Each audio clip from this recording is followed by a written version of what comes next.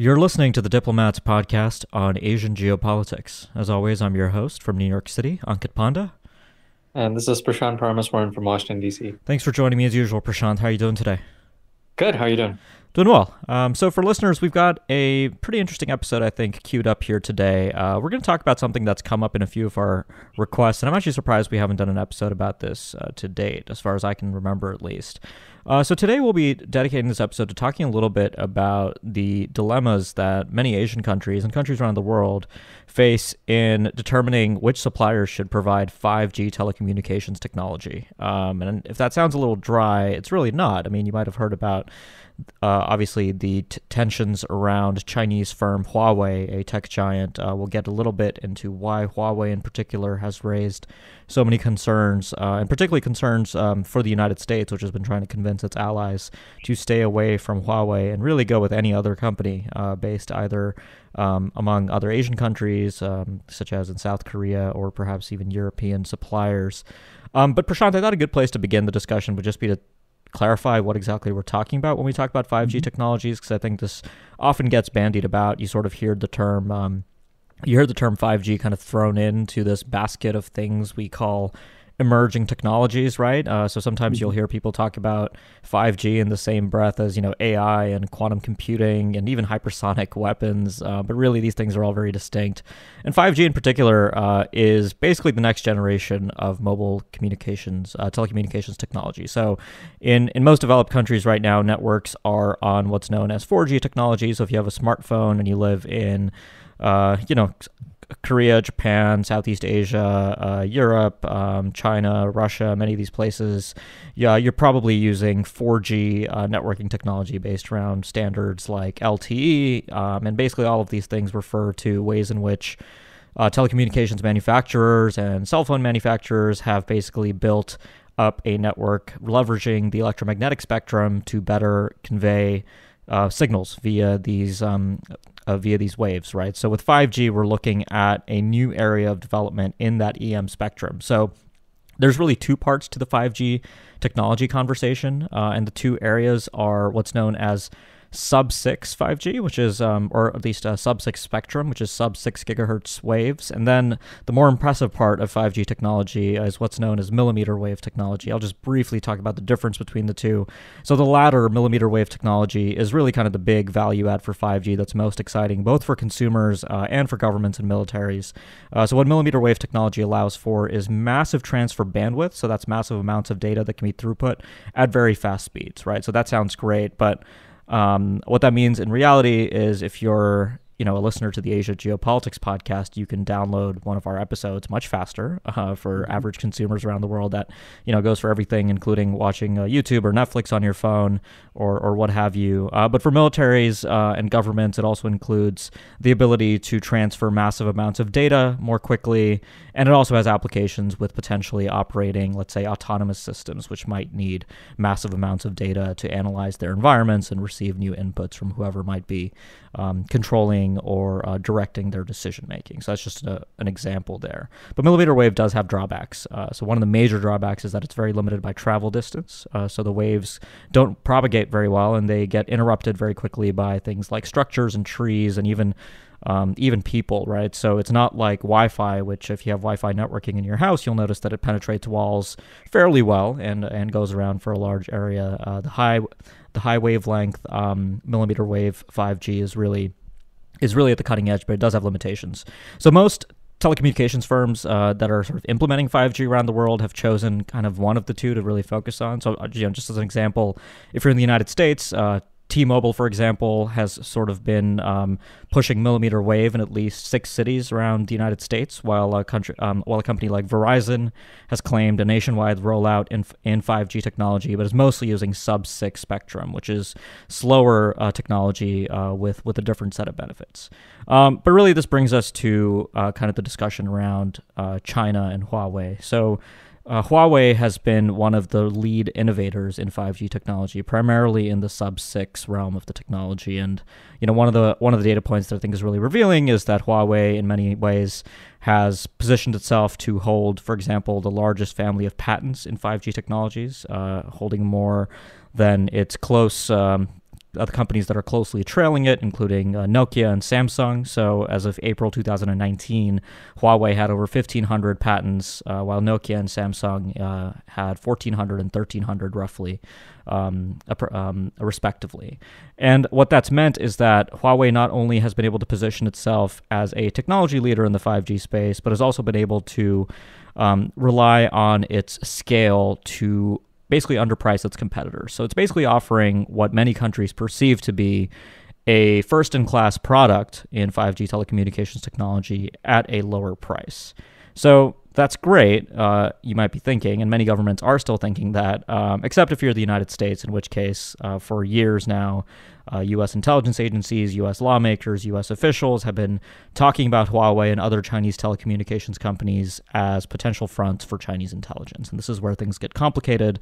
The U.S. has basically decided to regard Huawei infrastructure as a strategic threat. So Huawei infrastructure, for example, is not being used in the United States for critical communications technology. It's basically been banned. And then there's a whole other basket of issues related to Huawei, including some of you have probably heard that Huawei's chief financial officer was arrested in Canada in late 2018 over directing knowingly supposed violations of U.S. sanctions about telecommunications technology going to North Korea and Iran. So that's one issue. But also last year, the U.S. Commerce Department, took action against Huawei, banning it from basically purchasing major parts and software from the U.S., which, among other things, meant that many of Huawei's very popular smartphones, which are actually very well reviewed by a lot of sort of tech review sites and the like, no longer have access to Google's software stack. They can still use the open source Android operating system, but they don't have access to the Google apps, for example. So that's my kind of attempt to very quickly sum up the totality of, kind of what 5G is and what exactly we're talking about. But the real reason, Prashant, we're having this conversation this week is really pegged around the decision made by the United Kingdom. So earlier this week, the UK announced a long-awaited decision on Huawei, and the decision that they went with, it's complicated, but basically it's not the decision that the United States was looking for, right? The UK is a major ally of the United States. It's part of the Five Eyes intelligence sharing arrangement. It's part of the special relationship with the United States, but the UK, against U.S. advice, decided that it would permit Huawei as a supplier for its 5G telecommunications networking equipment, and this has led to now a debate. So that's kind of where we are, Prashant. But I kind of want to ask you. I mean, were you sort of what do you make of this UK decision? Do you are you surprised by it, or is this kind of always where you thought London would end up? Yeah, I mean, I think we got some indications of where the UK would end up, in past months as well, because they were sort of in the face of the US position, which was one, as you correctly characterized, one of sort of clarity, right? Sort of, we're in the strategic competition with China. And so, given the fact that we think that Huawei is something that's associated with the Chinese government, we don't think from a perspective of national security that we will be able to address the risks that we think is evident in order to take advantage of the massive opportunities in 5G, which you talked about earlier, right? So that's the U.S. position. But as you noted, I mean, the real challenge for U.S. policymakers is trying to get allies and partners to adopt the views of the U.S. or at least not contradict what the United States thinks in terms of these policies, right? Because you have these range of intelligence sharing mechanisms that the U.S. has, including with the U.K., which is a member of the Five Eyes intelligence sharing network. So this could pose, significant national security challenges. But the UK had indicated previously that they would sort of, even in the space of U.S. clarity on 5G and Huawei, that they would conduct their own internal review and sort of see where they're at. And I think we saw indications previously that Britain may decide to hedge a little bit in the sense of, it would acknowledge the risks of Huawei and working with Chinese providers, but it won't entirely prevent Huawei from operating in the UK's networks. And I think that's kind of the hedged position that we saw the UK come up with, sort of recognizing that Huawei is a high-risk vendor, but also saying, well, we're not going to entirely exclude Huawei from this. And I think it's not surprising in the sense of, this reflects broader dilemmas within Britain as well, right? This is a contested debate for British national interests, which are separate from U.S. national interests. So, I mean, the UK is looking at a situation, post-Brexit, where it's worried about its economy. It's trying to take advantage of opportunities, including 5G.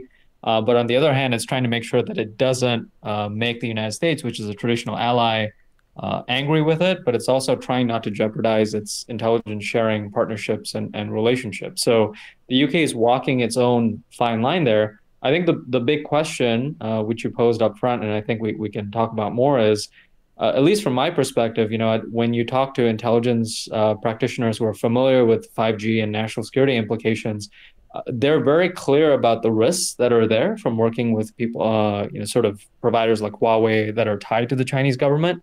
But I haven't heard a convincing case that, there can be adequate measures to sort of, what the British are now saying or claiming that they can somehow insulate themselves from the risks of Huawei by sort of talking about distinctions between the core of the network and the edge of the network and sort of these very fine divisions.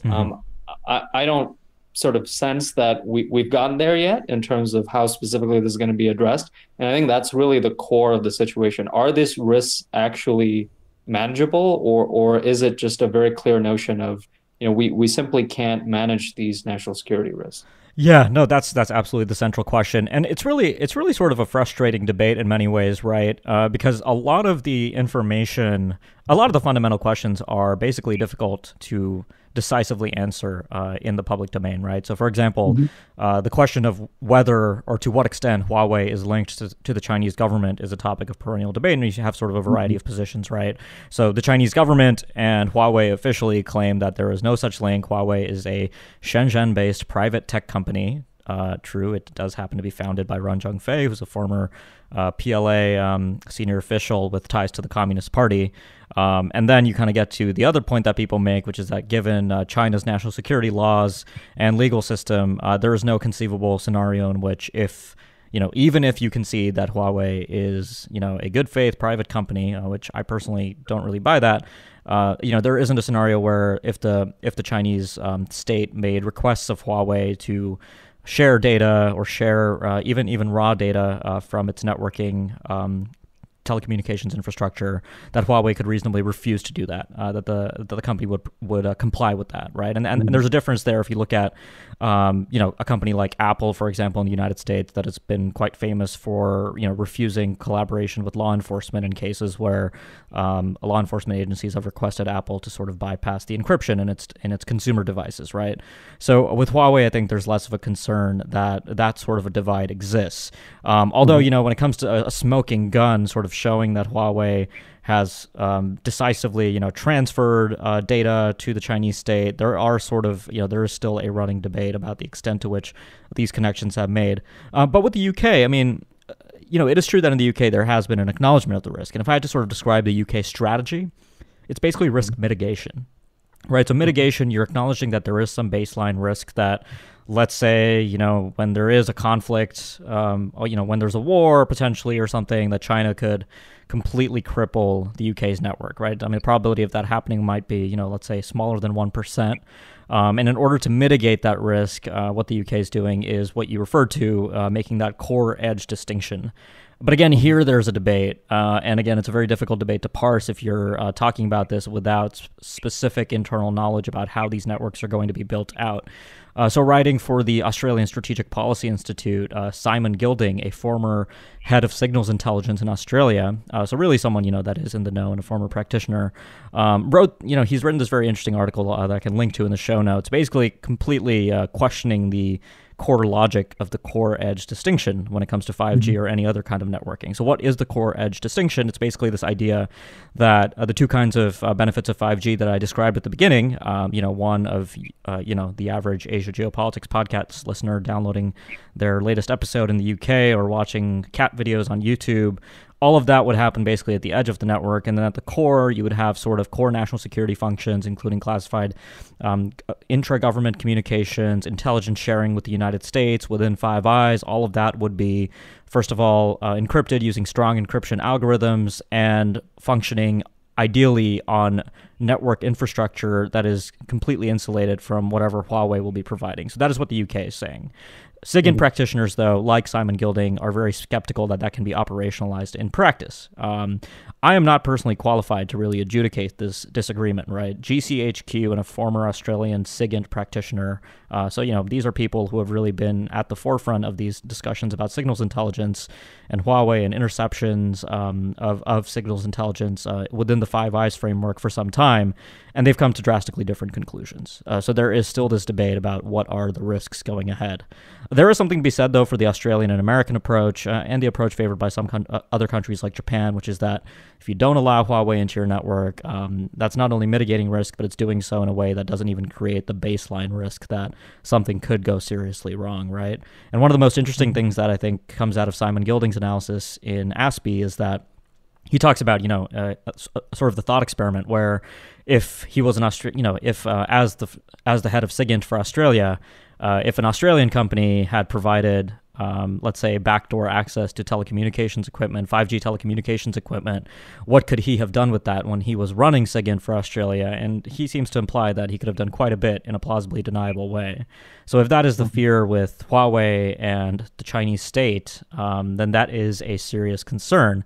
But really, I think, my sense is, Prashant, that all of this, maybe because this debate is so insulated from, hard facts and having access to kind of cases to talk about, I think maybe as a result of that, it's been very difficult for the United States to convince other countries to treat Huawei as anything other than what they see Huawei as, which is a company that is at the cutting edge of 5G technology that is underpricing many of its competitors. So basically, it's a very compelling option if you're especially a developing country in Asia, right? So if you look at many countries, for example, in Southeast Asia, in particular Malaysia, which has sort of been one of the most pro-Huawei countries under Mahathir, but also potentially Thailand, Indonesia, who are looking at letting Huawei have trial access. India is currently in the throes of a major debate around this issue.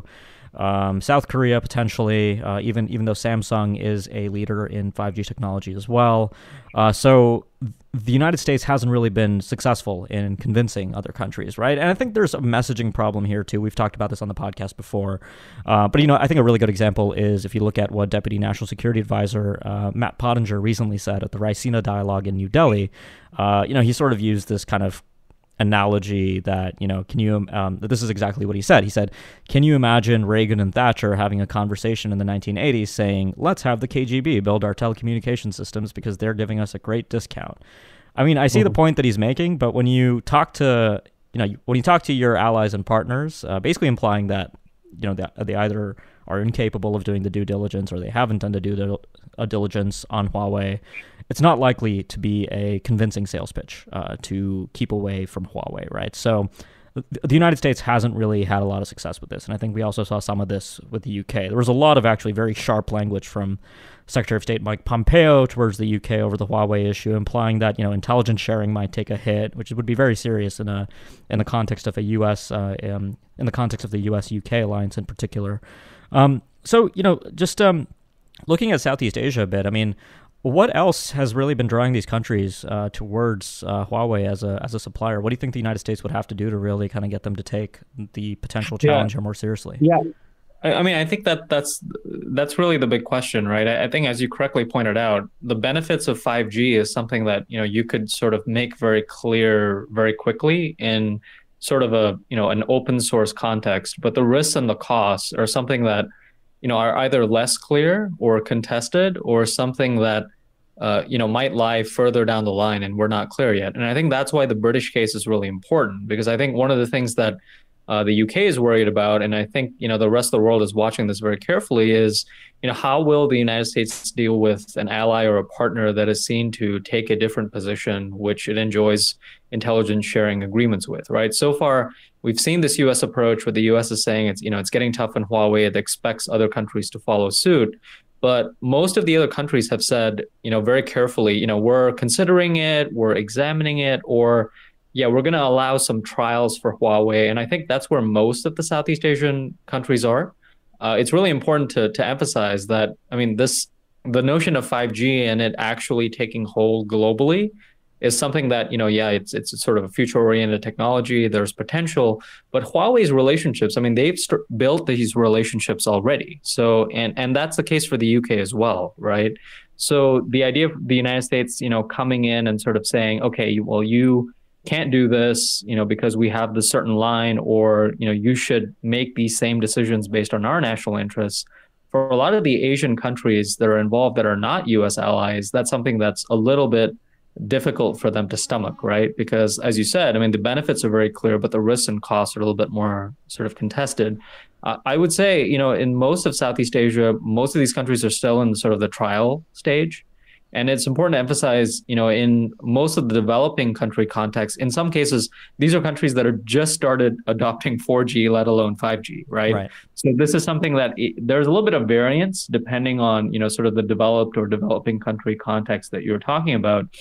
But I think it comes back to this broader question, right? So, who gets the benefit of the doubt? I think if you're on the side of sort of the benefits of Huawei and these emerging technologies like 5G, you'd sort of say, well, the benefit of the doubt is on those people who are claiming that these risks or costs are very exorbitant, and they need to prove to us that there's actually no way for us to mitigate these risks. Well, it's very difficult to do that in a sort of an open source setting without us being in an actual state where we actually have to try this, right?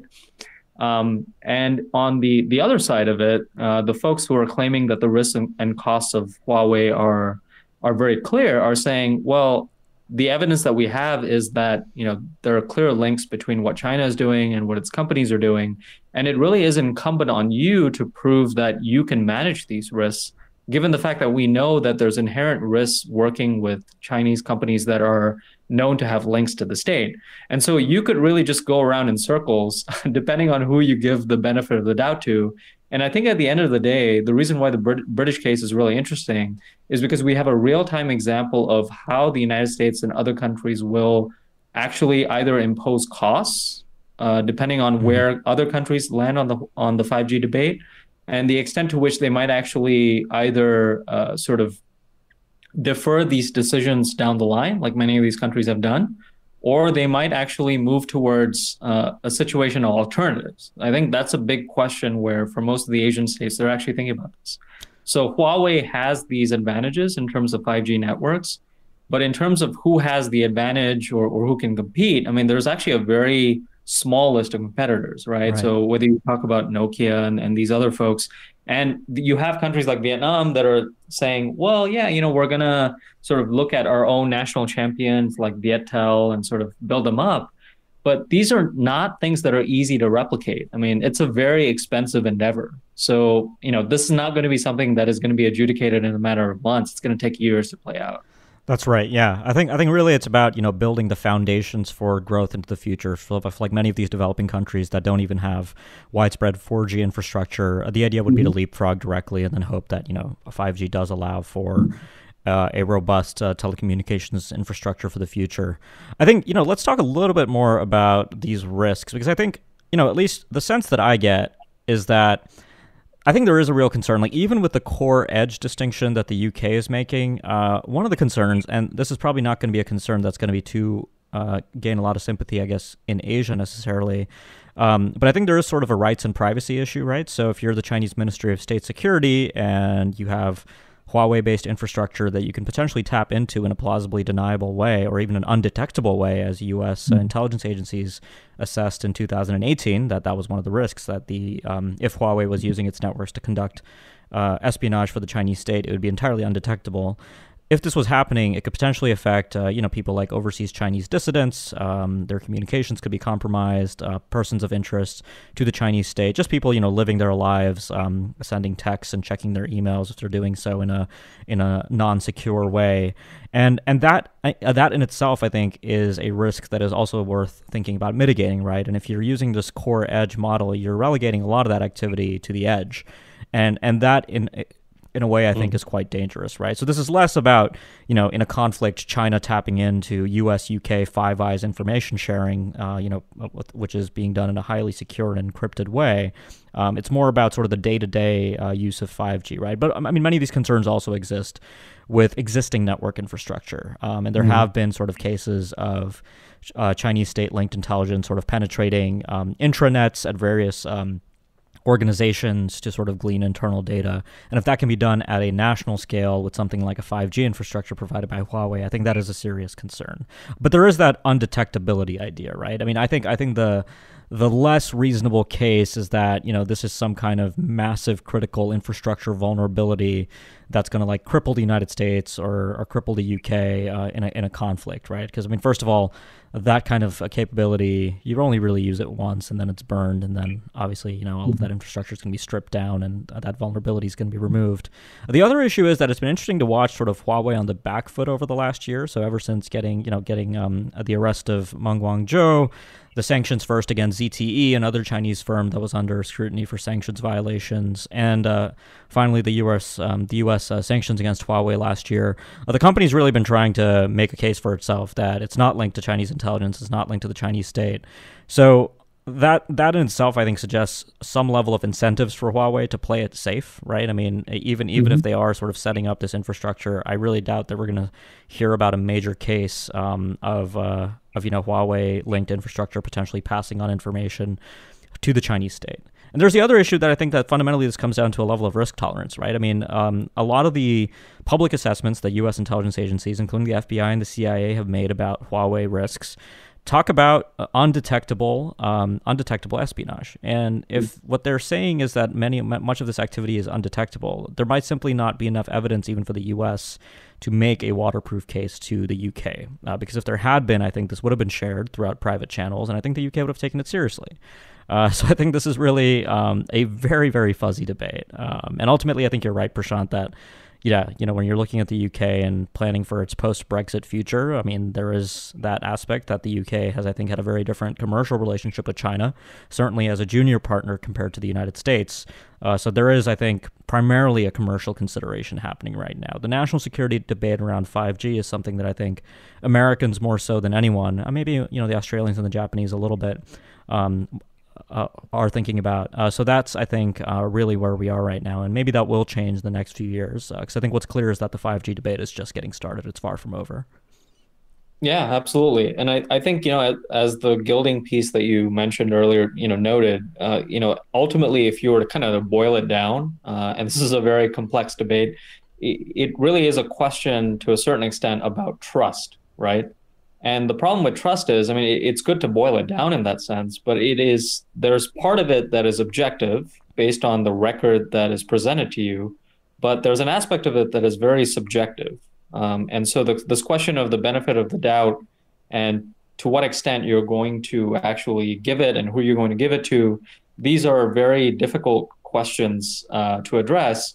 But my worry is, this very contested and very complex debate around 5G and, what actually we know and what we don't know is happening in a context of which, there is a quest, particularly here in Washington, right, for a lot of clarity. So, we're engaged in this US-China competition and you're either with us or against us.